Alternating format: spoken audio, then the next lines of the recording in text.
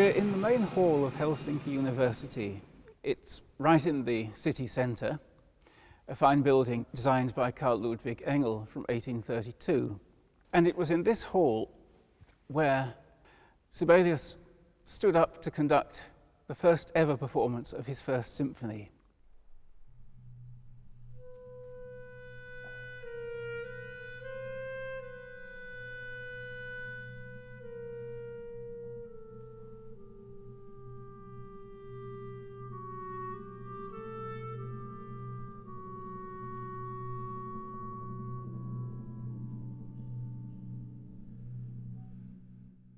Sometimes when I see this hall and the format of the hall and the intensity, how a small hall with lots of public people, and when they have heard a symphony like First Symphony or the Second Symphony, what kind of explosion that could have been in this space.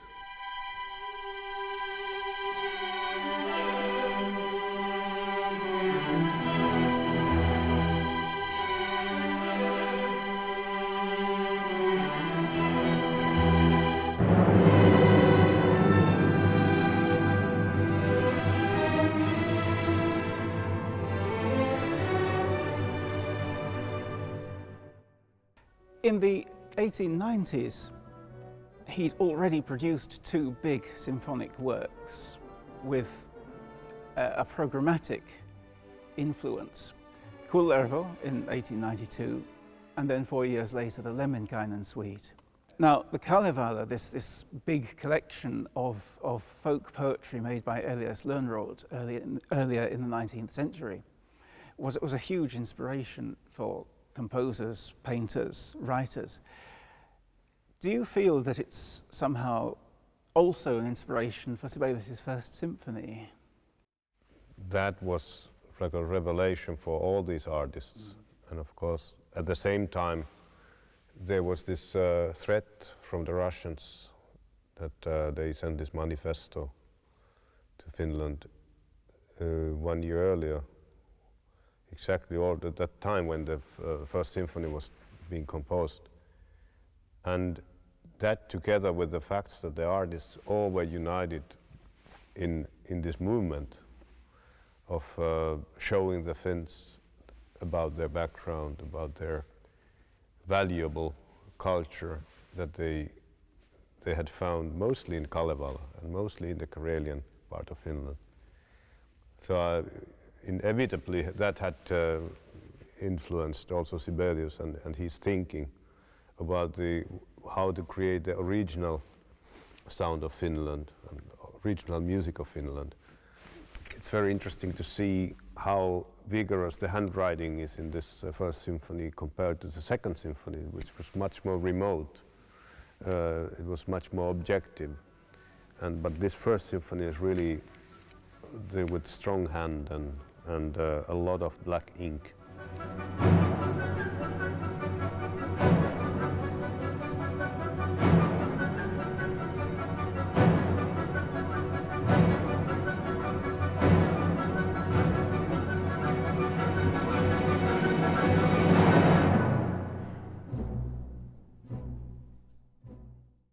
A strong hand and a lot of black ink. Well, does this somehow suggest comparison with any other composers? I think the obvious source for that vigor is Beethoven. For me, still the most important connection somehow is to the First Symphony relation to Tchaikovsky's Number 5, which is well, the very simple comparisons, the clarinet solo, and then also the same theme at the beginning of the symphony, and the coming back in a very different, demanding way in the beginning of the finale. But somehow also the keys and the nostalgic music of Tchaikovsky is somehow there in this symphony.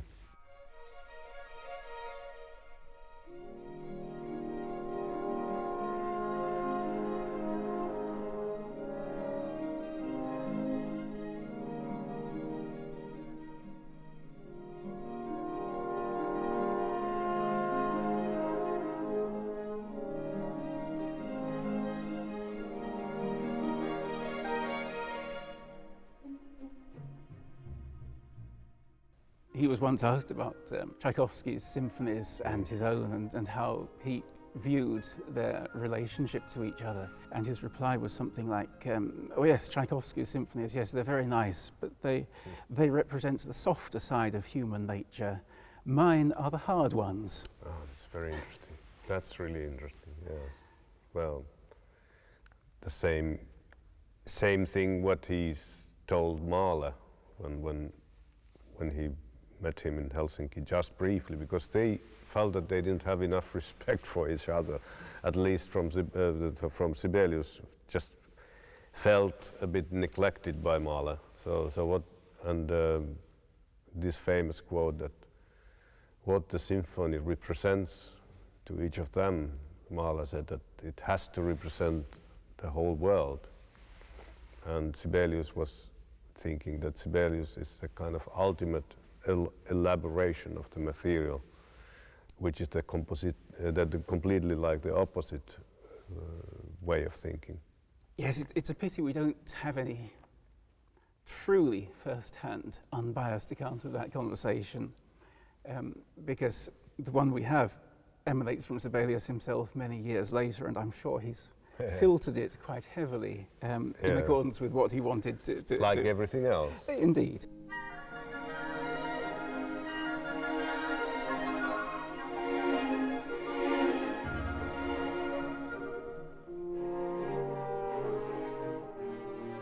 In this kind of romanticized picture of Sibelius, he's a forest man that talks with the trees and then the lake and the swans.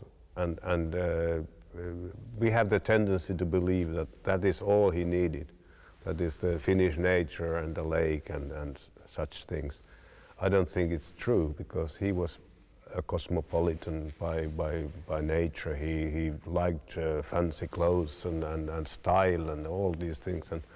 And I think he must have a terribly lonely times, sometimes being alone in Ainola, where his friends still were acting very, very busily in Central European stages. After the mid-1920s, really, he gave up conducting. Yes. He hardly ever came even into Helsinki to listen to concerts.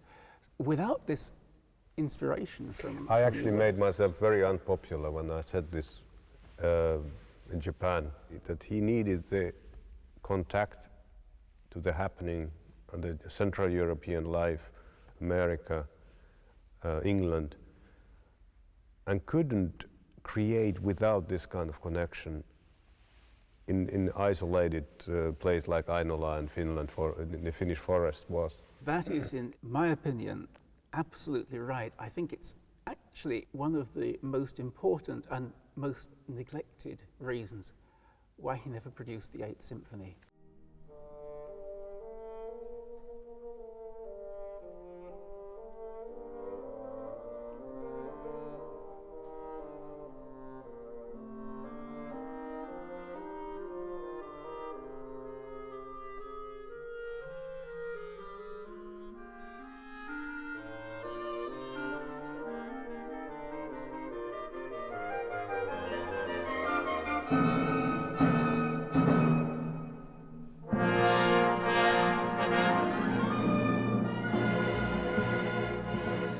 We were talking about Tchaikovsky. You also mentioned Bruckner.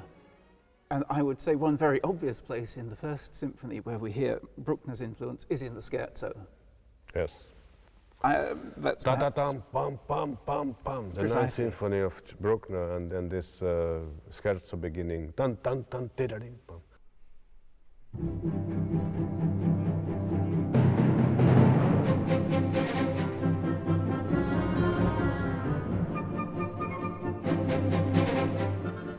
It's so much in the veins and blood of that theme.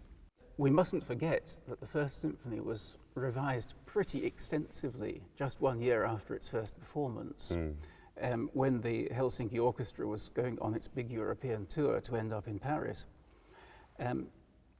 Now, there are some elements of the original version that we know about today, but the actual score itself hasn't survived, and there's no way it can be reconstructed from what we have.